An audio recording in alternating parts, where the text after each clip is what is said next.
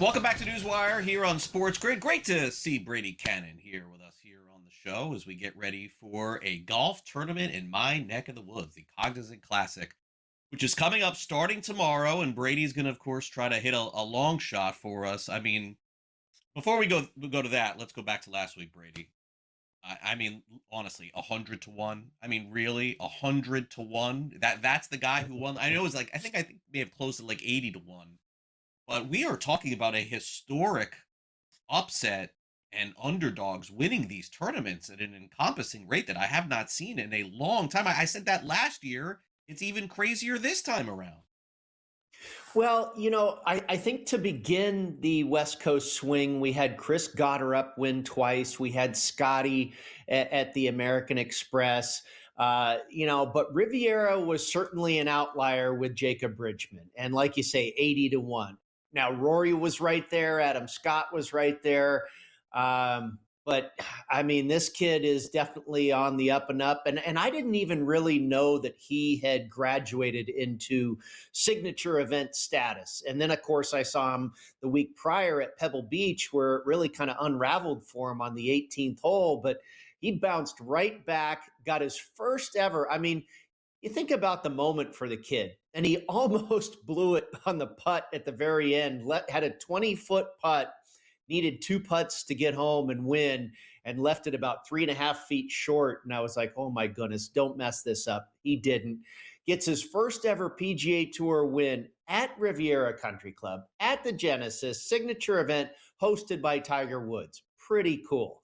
So good for him. And of course, he withdrew this week from the Cognizant to celebrate, I imagine, a little bit. But yeah, we're out to kick things off in your neck of the woods for the Florida swing. We shift from Poana and Kikuyu, Craig, to Bermuda grass and palm trees. So. Yeah, and I definitely was looking at that grass last week to see if we were going to come out on top with that one. But honestly, I mean, I did see somebody post that they had Bridgman at 80 to 1 or 100 to 1, but that was arguably to me the biggest upset on the golf course that I've seen in years. So we're not going to try that again this week. But what we are going to do, Minwoo Lee came close for us. He just had one bad day, yeah, and then rallied again on Sunday, finished 12th. But he's a guy to look out for. He's really playing well. All right. So on the tour this week, I'm going to take a look at it here because I took a quick look before the show, but I noticed that everyone seems to be waiting for next week's tournament. The Cognizant used to be, the biggest tournament here in South Florida. I mean, it just used to be, and then they would go to Doral and back, but that's all gone now. So, naturally, we're getting a few names of people that we're familiar with here. Ryan Gerard, he's 16 to 1. Shane Lowry, everyone's heard of him. But honestly, if you're ever going to nail a long shot, this may be the week to do it. You're not going to get the same odds because, again, you don't have Scotty here, and you don't have Rory, and you don't have Xander and some of the others. But what do you make of this tournament? And I think in South Florida, honestly, Brady, we're hoping that this tournament stays alive at this point because that Florida swing has changed so much. Yeah, it's unfortunate the way the Cognizant gets slotted into the schedule. You have two consecutive signature events in Pebble Beach and Riviera, and then we have another two consecutive signature events coming up with the Arnold Palmer at Bay Hill in Orlando, and of course the Players Championship in Ponte Vedra Beach. And now sandwiched in between, you have the Cognizant. So you can't really blame these top players in the world who are going to be playing in 4 out of the next 5 weeks, if not, 5 out of the 6 or what have you. And of course, you have the Masters coming up. So it's understandable that these guys are taking a break. And unfortunately, the Cognizant takes a real hit. This is a big boy golf course, PGA National. You go back in the day, they've done a couple of little changes here to the golf course, Craig, that have caused really major differences in the scoring.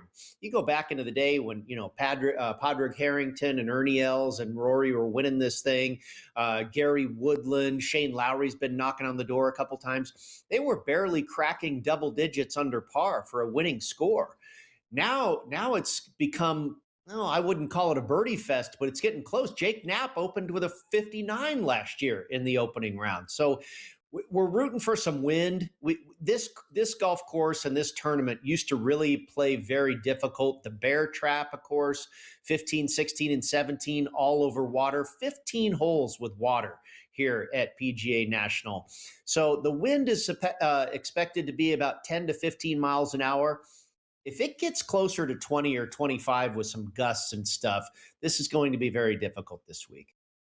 I think so. And let's take a look at some winners potentially here, Brady. And again, I mean, these are, not, they're still the greatest golfers in the world. I don't want to take anything away from that. But when you're picking somebody to win this week, you have to have a specific strategy. So I would ask you of that. Yeah, I think it's all about ball striking and accuracy this week. I mentioned there's been some changes to the golf course, but I don't believe it's necessarily changed the formula for winning here. The fairways are relatively narrow. The greens are large. You've got to get it close to the hole. Hole proximity from about 150 yards or more is very important here. A lot of sand bunkers. I mentioned the water. You can't be, faking it out there and being loosey goosey with the irons because of the wind and the water. You've got to be spot on and striking the ball purely. And so that's really the formula I followed.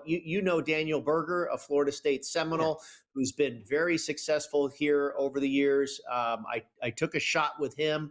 I think he could be ready to win again. We went through that period of injury on the tour. I think he could be all the way back, and no better place than right here in Palm Beach Gardens, where he is very familiar and has done well before.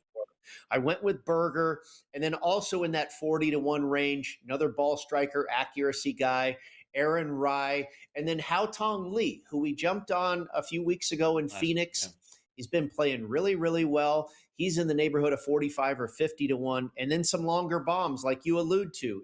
We don't have those big names in the field, so we're expecting, a 40, 50, 60-1 shot probably to take it home this week. I went with Emiliano Grillo, I should say, Jordan Smith, and then Mackenzie Hughes, the Canadian, all those guys in the neighborhood of 60, 70, 80-1. So we'll see if we can land on one correctly this week. Yeah, Rye was red hot last week at the beginning and then Yes, fell a little bit, but maybe he could be a name to keep an eye on this week. Brady, thanks again for coming on. We'll catch up next week. you bet. Enjoy the Honda or the Cognizant, whatever.